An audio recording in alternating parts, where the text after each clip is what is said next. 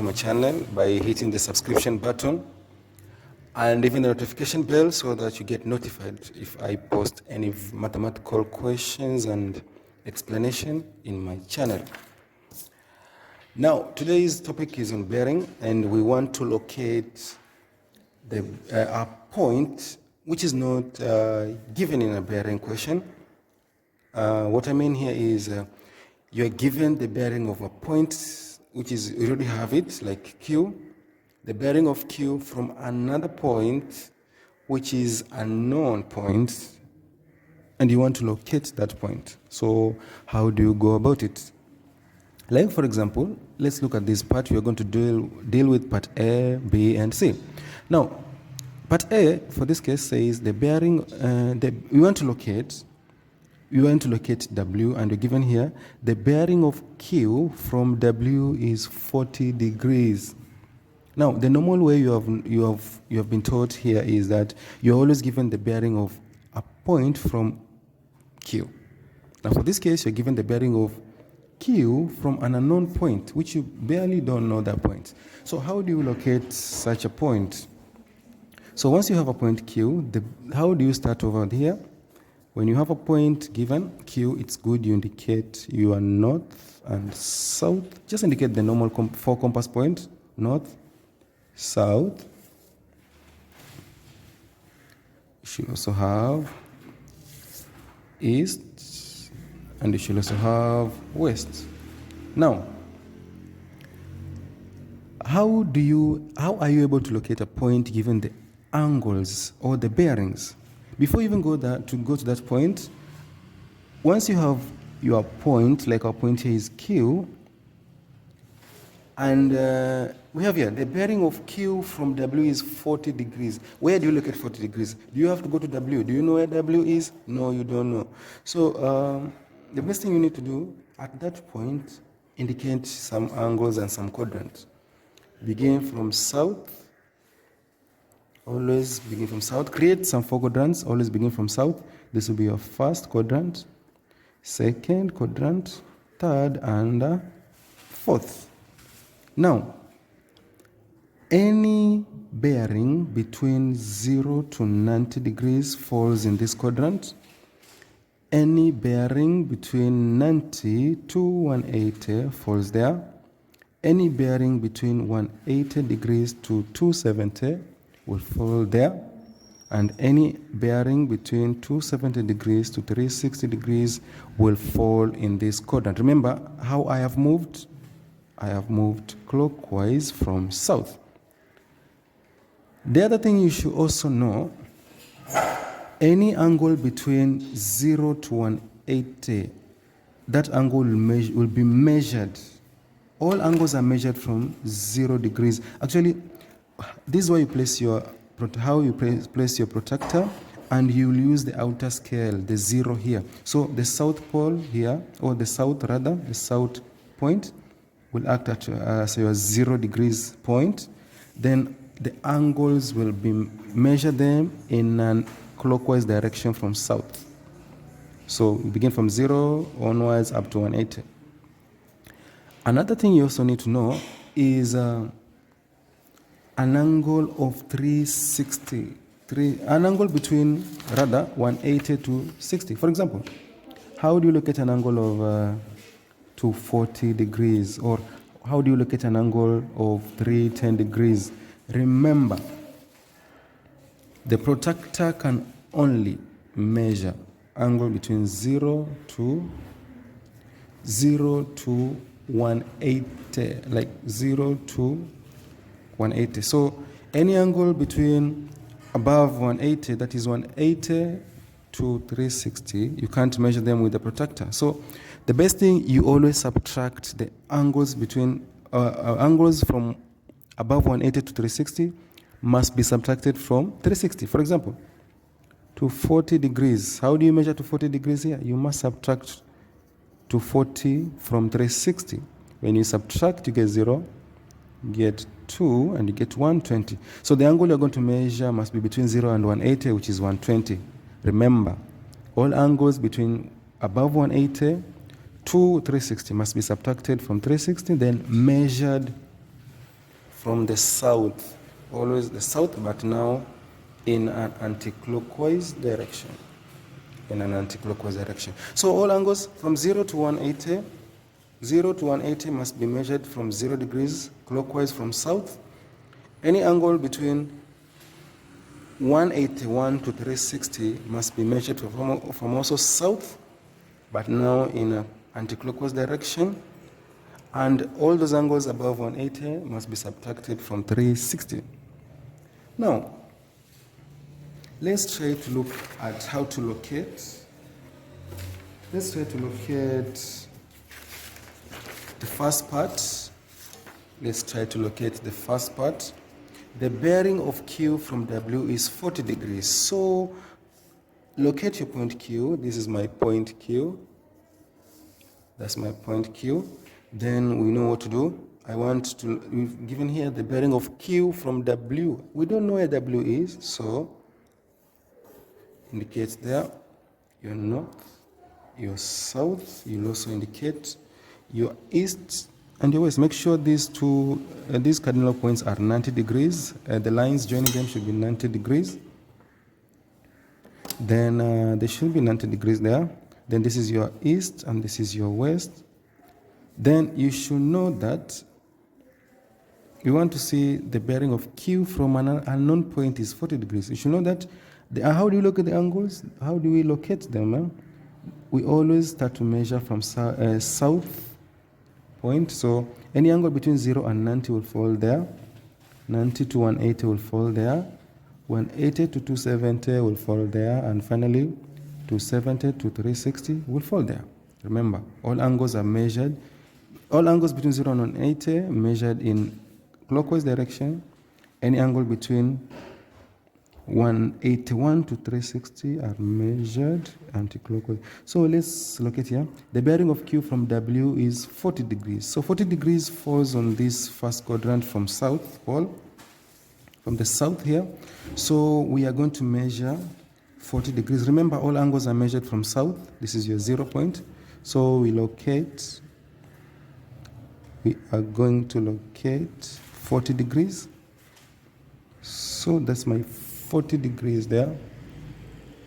That's my 40. They give you there, that's 40. Then you join from Q to that point there. So it means our point W will be anywhere in this line. Anywhere in this line. So let's prove if this statement is correct. The bearing of Q from W is 40.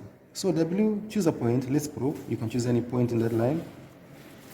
Draw the north and the south there. Make sure the lines are parallel to this other line here, vertical line.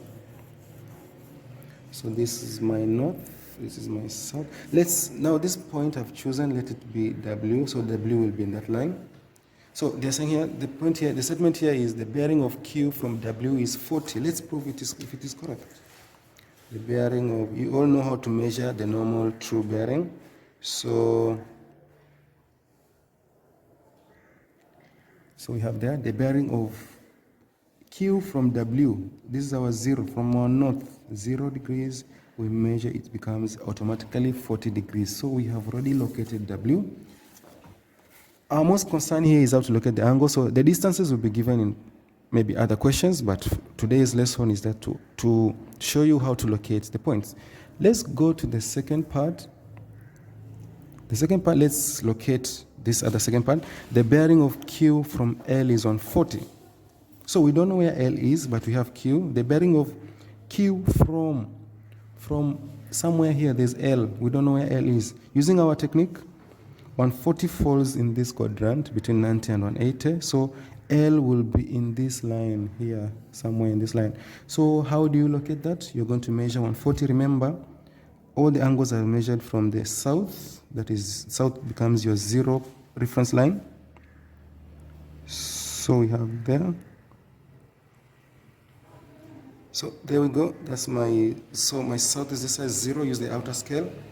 If you use the outer scale there, you use the outer scale and go to 140. So you find 140 to be somewhere there. Indicate the point and then join from Q. So this is the line where L will be. If you want to prove whether the bearing is on the right bearing, you choose a point, like a point there. Draw your north. Make sure the vertical line you draw should be parallel to the other one. So if this is 90 degrees, let's prove this is our point L. So let's see, this statement rhyme or go hand in hand with whatever we have drawn. The bearing of Q from L is 140. So the normal true bearing, you go to L. The bearing of Q from L, is it going to be 140? If I move like that to that line, let me confirm whether it is 140.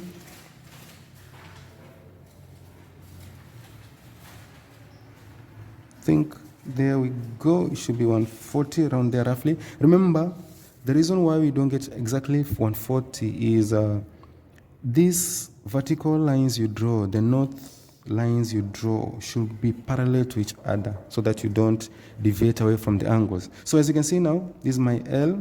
So our statement now has been okay. The bearing of Q from L is 140. I have located L. Our last part. The bearing of Q from M is 320. Q from M, we don't know where M is. We have our Q. So using our technique, north, east, west, south, we can see that 320 falls in this part here. So 320 falls in this part. How are we going to measure it? Now, this is where the trick is. There's a problem, a little bit of deviation from whatever we have said. We place our protractor in such a way that so that's how we put. Remember, our 320 will fall here. Now, how do we measure it? The only angle we are going to measure, remember, 320 is above 180, so we'll take 360, subtract 320. What do you get? You get 0, you get 40 degrees. So we're going to measure 40 degrees. Now, 40 degrees, you also measure from south using the inner scale because the south is a 0 reference point. You measure 40 degrees there. So once you locate that point,